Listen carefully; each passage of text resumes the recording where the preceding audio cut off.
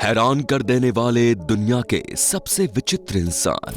Number 5, Tiffany jiggle. ये कहानी New York की एक लड़की की है जो एक रेयर बीमारी के साथ पैदा हुई थी। इनके जन्म के वक्त डॉक्टर्स ने कहा था कि इनके जिंदा रहने की संभावना केवल 50% ही है, लेकिन उन्होंने इस चुनौती का बखूबी सामना किया और आगे चलकर अपने डांसर बनने के सपने को साकार भी किया। टिम्पनी का जन्म एक अविकसित शरीर के साथ हुआ था। उनकी रीढ़ की हड्डी बहुत टेढ़ी है और उनकी गर्दन काफी छोटी, और उनके सिकुड़े हुए फेफड़ों के कारण उन्हें हर रोज सांस लेने में काफी कठिनाई और दर्द झेलना पड़ता है। लेकिन किसी भी अन्य लड़की की तरह ही उनके भी कुछ सपने थे, और ये बीमारी भी उन्हें अपने डांसर बनने के सपनों को हासिल करने से रोक नहीं सकी। जब टिम्पनी 3 साल की हो गई थी तो तब उनके माता पिता ने उनका डांस क्लास में एडमिशन करवा दिया, और आज लगभग 3 दशक के बाद अपने इस फिजिकल कंडीशन के बावजूद टिम्पनी एक प्रोफेशनल डांसर है।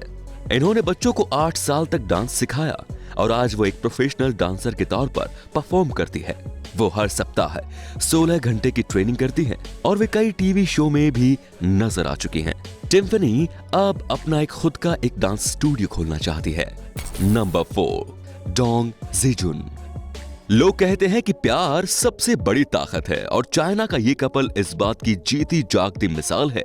डोंग जीजुन की लंबाई मात्र 2 फीट 4 इंच है। डोंग और उनकी पत्नी युआना ने यह साबित कर दिया कि प्यार के लिए सूरत नहीं, सीरत मायने रखती है।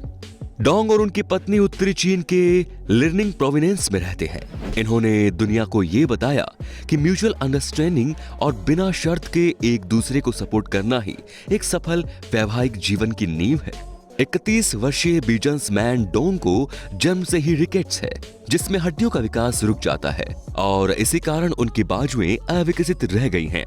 शुरुआत में उन्हें स्वास्थ्य संबंधी समस्याओं का सामना करना पड़ा और उन्होंने अपने बचपन का अधिकांश समय बेड पर ही बिताया, क्योंकि उस समय उनकी हड्डियों के फ्रैक्चर होने का खतरा था। लेकिन उनकी किस्मत ने वर्ष 2003 में तब करवट ली जब वो केवल 16 साल के थे।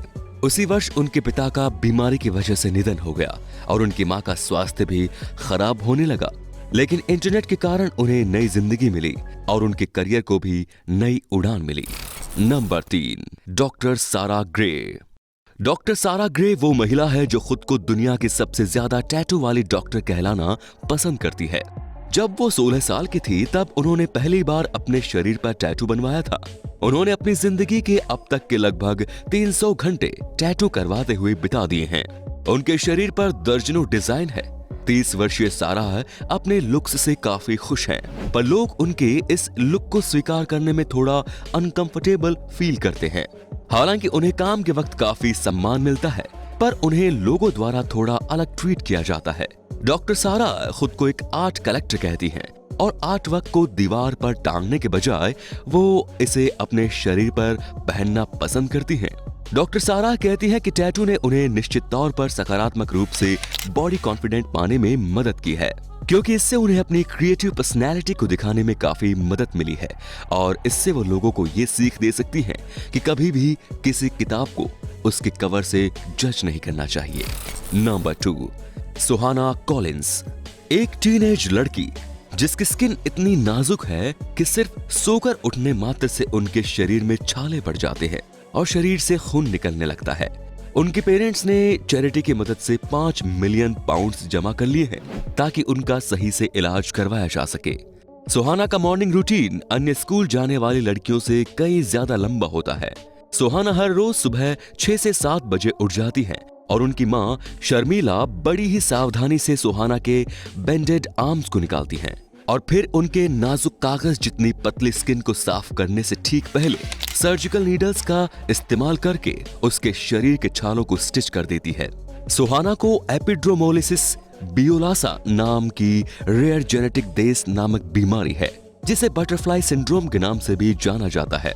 इसमें पीड़ित की स्किन बटरफ्लाई के जैसे नाजुक हो जाती है। नंबर 1, चैन तुआनजी। चीनी महिला चैन तुएंजी ने अपने जीवन में पहली बार तब चलना शुरू किया जब वो 29 साल की थी। दरअसल चैन तुएंजी को जन्म से ही कंजेनिटल जिनोरेकर वेटम नाम की बीमारी है, जिससे उनके घुटने पीछे की ओर मुड़े हुए थे इस कारण चैन न तो चल सकती थी और न ही सीधे होकर लेट सकती थी।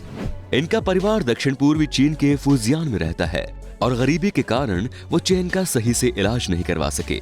इसीलिए चैन ने हाथों के सहारे अपने शरीर को जमीन पर आगे की ओर खींचकर चलना शुरू किया। लेकिन जब लोकल मीडिया ने उनकी स्टोरी कवर की तब क्राउड फंडिंग की सहायता से उनके इलाज के लिए जरूरी पैसे इकट्ठा कर लिए गए और अब उनका इलाज ताइवान में एक स्पेशलिस्ट की देखरेख में किया जा रहा है। उनकी माता कहती है कि इलाज से पहले चैन ने अपनी इस विकृति के साथ जीना सीख लिया था, लेकिन लोग जिस तरह से चैन को पब्लिक में घूरते थे और जिस तरह की बातें करते थे उनसे चैन को काफी बुरा लगता था। ताइवान के हुआनले जुई काई हॉस्पिटल में 10 महीने के ट्रीटमेंट में इनका 7 बार ऑपरेशन हुआ और अब वो अच्छी तरह से चल फिर सकती हैं।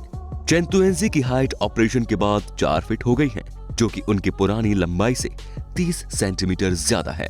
तो दोस्तों अब आप हमें कमेंट में बताइए कि इन सब में से आपको कौन सा व्यक्ति सबसे विचित्र लगा। धन्यवाद।